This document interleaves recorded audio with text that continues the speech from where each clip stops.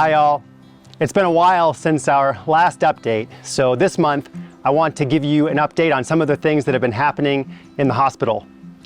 I once heard a medical missionary say that missions is 2 parts joy, 1 part suffering and frustration. If I had to sum up the last 2 months for me, I would say that they have been 2 parts frustration, 1 part joy.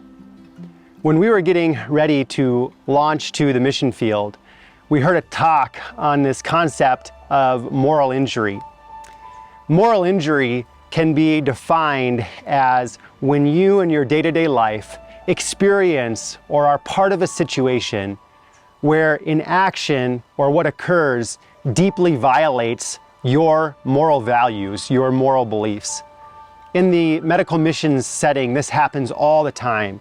When we encounter extreme violence, when we encounter evil, when we see people die from illnesses that could be treated or prevented if only people were in another healthcare setting, we think and feel and say there's something wrong about this situation, and we experience that moral injury build up over time. Now, I need to confess that I'm not very good at recognizing moral injury. I'm not very good at recognizing when the effects of moral injury are building up in my soul, but they have been the last couple of months. Things started about a month and a half ago when I had a really bad week where I had 7 young patients die in the course of 7 days. The first day of this week, I was on our hospital rounds and we had 2 patients die during hospital rounds. One of these patients was a young man that came in with a horrible respiratory illness, a horrible looking chest x-ray. We did everything we could for him medically, but day by day, I watched him worsen and just struggle and struggle and struggle to breathe. I shared the gospel with him. He knew the Lord. We did everything we could to care for him. But then during rounds, he died. The next day, I was in the emergency department when a young woman who was 17 years old came into the ER. And in a moment of sorrow and sadness and grief for her, she had intentionally ingested an herbicide or pesticide called gramoxone or paraquat. Now, gramoxone is rightfully illegal in the United States because it is such a horrible substance. If people ingest just a mouthful, it is almost universally fatal, and there's no antidote. There's literally almost nothing you can do to treat it medically. So when she came in after ingesting gramoxone, she already looked horribly ill. She couldn't speak, her mouth, her mucous membranes were completely inflamed and destroyed by the ingestion. I could tell she was ill. I could tell she was going to die shortly. I held her hand. I asked her if she knew the Lord. I explained the gospel to her. I prayed with her. I prayed for her to have peace and comfort and experience God's presence in these last moments of her life. And she just held my hand and squeezed my hand and looked into my eyes with a look of thanks. 4 or 5 hours later, she died.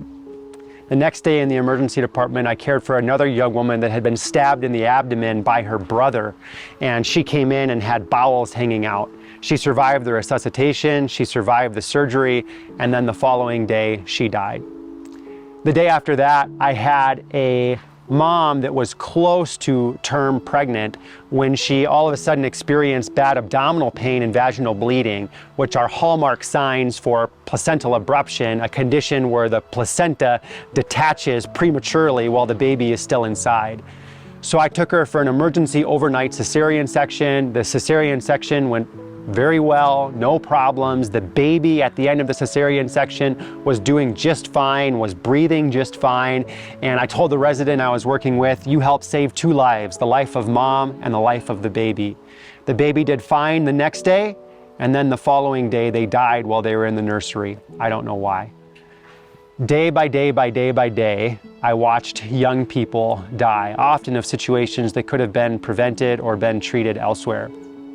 That week, after all that had occurred, I was walking to work one afternoon and I looked outside of our hospital gate where I was hearing a loud commotion, and there was a young man walking with 3 women, yelling at them, and then he turned and just punched one of the women in the face, took the other one, threw her on the ground, started to punch her and beat her, started to punch and beat the other woman. I started to yell and shout, but I was separated from him by a 10-foot gate. There was a big crowd of people standing around watching. By the time I got out of the hospital gate and yelled and ran over, he took off, but he had already injured these 3 women. These are just situations that we see and experience on the mission field that over time just accumulate and cause moral injury. Towards the end of this difficult week, I was on call with Dr. Simon, who's one of our Papua New Guinean doctors, and I was his backup for call. And about 6 a.m. he called me and he said, Dr. Jake, we need you to come in. There is a woman that has delivered 1 baby, but there's another baby coming out and it just has a hand and an umbilical cord coming out. And so I put on clothes really quickly and rushed into the hospital. And the story was that there was a mom that had been pregnant with twins. And we knew that the first twin was head down, but the second twin was lying horizontally. We had scheduled her for a cesarean section. She missed the appointment for her cesarean section, and then a week or 2 later came into the hospital and within minutes delivered the first baby, and the second baby was a hand and cord presentation. So I told Dr. Simon to elevate the baby to try to lift them up off of the umbilical cord. When I did my examination, the first thing I felt was a foot hanging down. And I thought, okay, if this is a footling breech, maybe we can deliver this baby. But then I felt a cord and then I felt a hand. So this baby was sitting sideways in the birth canal with a hand and a leg and a cord coming out. Essentially an undeliverable baby by normal vaginal delivery. So we lifted baby up off the cord and I did an ultrasound to look at the baby's heartbeat. And on that ultrasound, I just saw a very slow heartbeat of about 20. In other words, this baby was about to die. In our setting overnight, it takes about 40 minutes to get ready to do a cesarean section. I knew that if we waited for a C-section, this baby would die. I have never delivered a baby that has been a foot, hand, and cord presentation before. I was my entire arm up inside of the birth canal with great difficulty. Over the course of about 5 minutes, I was able to first push the arm back up inside of the uterus, reach inside of the uterus and get the second leg, find the second leg and get the second leg to come down. So then I had 2 legs that I could bring down, but then the baby was stuck in the birth canal with both of its arms up and its head. And so was able with great difficulty to get one hand to come down, then get the other hand to come down, and then just had a stuck head and was able to reach in, flex the head down, and deliver the baby. This was the hardest delivery that I've ever done. I was certain that I would deliver a dead baby, and I was just praying and saying, God, please, please, please help me get this baby out. But my thought was, if we waited for a C-section, this baby would certainly die, and then mom would have to have a surgery for a dead baby. So I thought it's better, if I could, to get the baby out vaginally, even if it dies, and save mom the surgery. When the baby came out, they weren't breathing, they weren't moving, they weren't doing anything. I told Dr. Simon, start CPR. We immediately started CPR. We started to bag the baby. About 15 seconds later, Simon said, oh, the baby has a heartbeat. And I felt, and the baby had a heartbeat of about 100. Still not breathing, so we continued to bag them, suction them. I was getting ready to intubate the baby when they started to breathe spontaneously, to breathe on their own.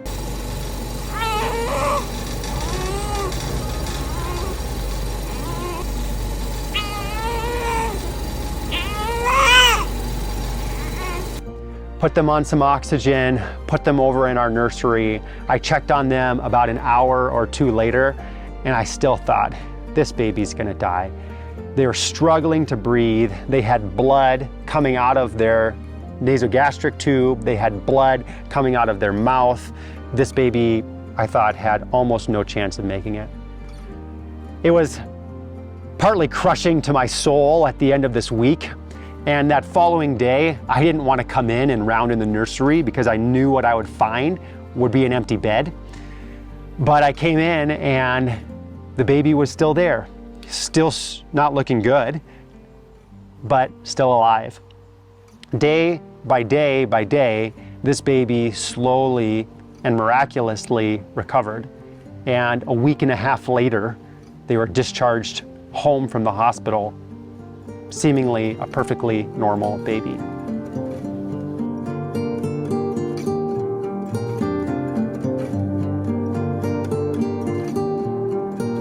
Just being honest, for the past several months, I felt pretty down about work.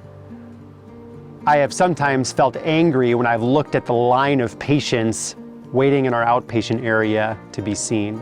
I felt worn out, I felt exhausted, I felt like I don't want to go in and go to work. And as I've been thinking about this and reflecting on this, I realized that moral injury and grief and stress has been building up, and I'm not very good at dealing with it. I'm sort of the just repress it and push on and keep going, keep on keeping on sort, which isn't the best way to handle these situations, handle these things. We've been here about a year, which is amazing, but I haven't taken any vacation time or extended time away from the hospital since we went on a retreat in Greece last October. So it's been about 5 months of being at the hospital. I haven't done a good job of lamenting the hard things that we see and experience here. And a lot of the other missionary doctors are teaching me about the importance of lament, the importance of giving these burdens and cares over to God, giving our stress and our anxiety over to God, telling God, I lament these babies that are dying because the placenta separates prematurely. I lament seeing women getting beat up by their husbands or their family members. I lament seeing people kill themselves by ingesting this horrible pesticide. These are things that should not be, yet are, and something that we see and I experience on a daily basis. There's a place for lament. There's a place for grief. There's a place for letting those stresses to go to God. I've recognized how important it is to take some time away from the hospital and take some time away from the medical work on a regular basis. One of the articles I was reading about moral injury and lament talked about the importance of keeping the main thing, celebrating the main reason why we are here, to celebrate the times where we see people come to faith through the work in the hospital, to celebrate the times where people surely would have died were it not for our work here. And so I celebrate that this little baby that I was certain would die, this horrendous delivery that I am not competent to do and that I had never done before, I celebrate that this baby went home and that this mom has a child, that the sibling of the twin will have their twin sibling to grow up with, Lord willing. We celebrate and give thanks that recently we had family visit. Janae's brother and our sister-in-law and their 4 children came, and we were able to hike and enjoy the beauty of nature. I celebrate and give thanks that while they were here, I was trying to drive a Land Cruiser up a muddy mountain road when it started to slide and went horizontally, and we got everybody out of the car, but I was worried I was going to roll this Land Cruiser down the hill, and God prevented that and helped us get out of that situation. I celebrate and give thanks for that. I celebrate and give thanks for our 2 babies, Ford and Eleanor, that are incredibly busy and exhausting, covering themselves with butt paste and taking off their diapers and getting into all sorts of trouble. But they bring us so much joy and we love them so dearly, and I celebrate and give thanks for them.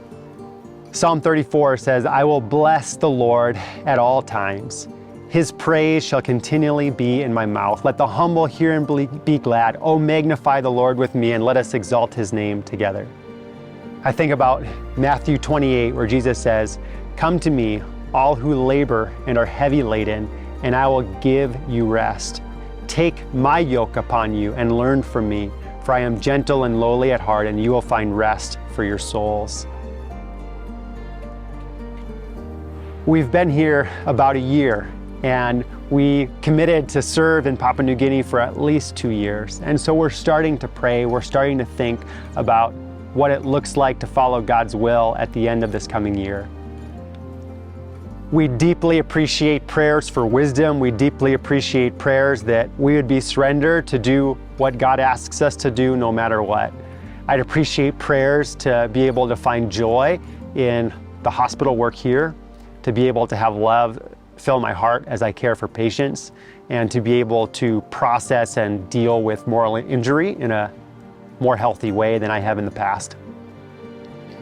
We're grateful to be here. We're grateful for our family. We're grateful for the meaningful work that God has given us here. We're grateful for the things that He's taught us through this work.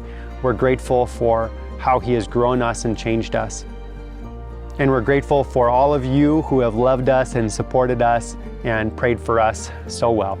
God bless. Take care.